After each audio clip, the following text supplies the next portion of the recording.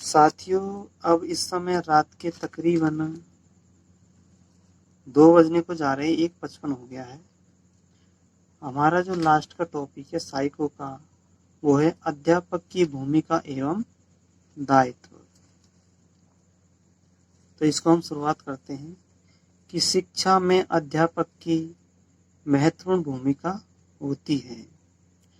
शिक्षक का कार्य मात्र कक्षा तक ही सीमित नहीं होता, अपितु यह छात्रों का उचित मार्गदर्शन, छात्रों की भावनाओं को समझना, विद्यालय में सामाजिक वातावरण का निर्माण करना, विभिन्न पाठ्य सहगामी क्रियाओं का संचालन करना आदि अध्यापक के महत्वपूर्ण कार्य होते हैं। तो अध्यापक की जो मुख्य दायित्व और भूमिका है, इसको हम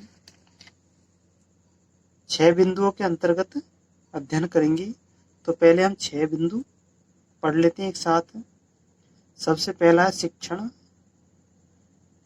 तो शिक्षण में अध्यापक की भूमिका एवं दायित्व।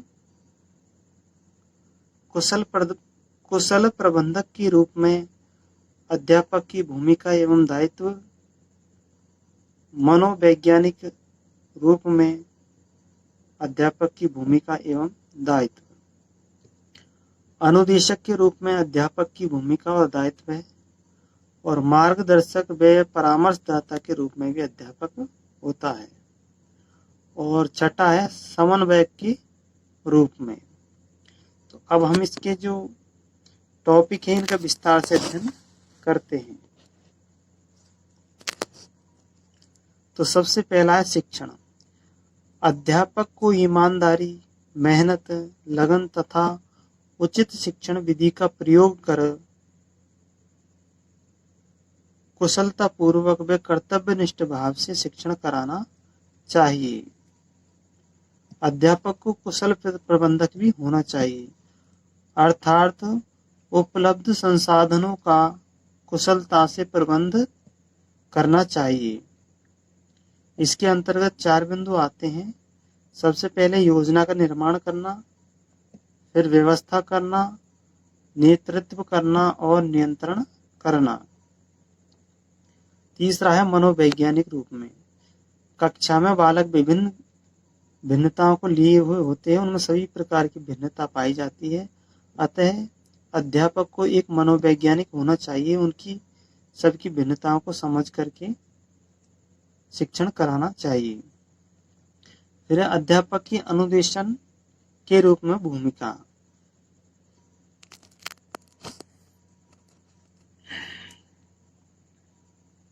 शिक्षण के दौरान छात्र और अध्यापक के बीच अंत्य क्रिया होती है और इस अंत्य क्रिया को ही अनुदेशन कहते हैं। यह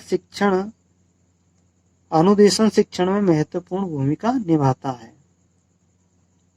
इसके भी कुछ बिंदु है, जैसे विद्यार्थी। अध्यापक को विद्यार्थी के कल्याण में रुचि लेनी चाहिए। अनुदेशन सामग्री के उपयोग में प्रवीणता हासिल होनी चाहिए अध्यापक को। प्रत्येक छात्र से व्यक्तिगत रूप से संपर्क करना चाहिए। पाठ्य पुस्तक का संगठन करना चाहिए। प्रगति की निरंतरता की जांच निरंतर करते रहना चाहिए। और कक्षा को भेदभाव मुक्त वातावरण युक्त करना चाहिए, यानी कक्षा में भेदभाव को समाप्त करना चाहिए। फिर है मार्गदर्शक में परामर्शदाता के रूप में अध्यापक की भूमिका। विद्यार्थियों को उनकी समस्या समाधान को ढूंढने में छात्रों की मदद करनी चाहिए अध्यापक को। फिर है छात्रों के साथ सौहार्दपूर्ण व्यवहार स्थापित करना चाहिए। छात्रों की समस्याओं को धैर्यपूर्वक सुनना चाहिए और समस्या संबंधी सूचनाओं को एकत्रित कर विद्यार्थियों को बताना चाहिए।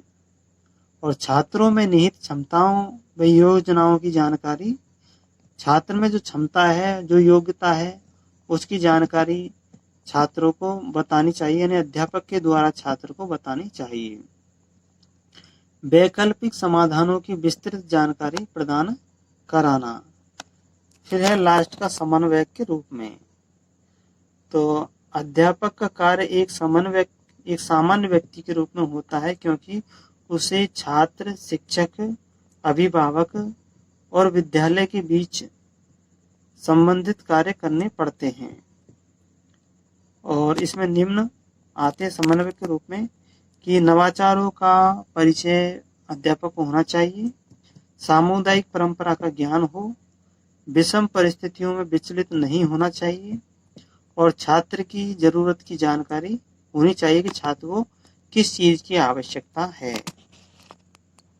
अब है अध्यापक की गुण।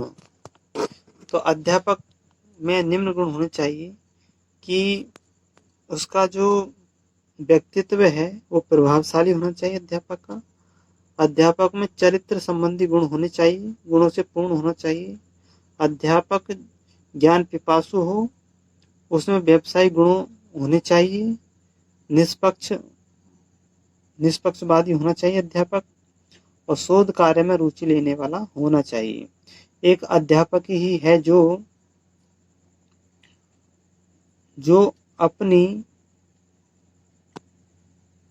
अपनी दायित्व भूमिका के द्वारा एक उत्तम वातावरण, उत्तम विद्यालय, उत्तम समाज व उत्तम देश का निर्माण करता है। तो साथियों, ये हमारा अध्यापक की भूमिका और दायित्व के साथ ही हमारा साइको का टॉपिक पूरा हुआ, साइको का सिलेबस पूरा हुआ। वीडियो को लाइक करना और चैनल को सब्सक्राइब करना। Thank you.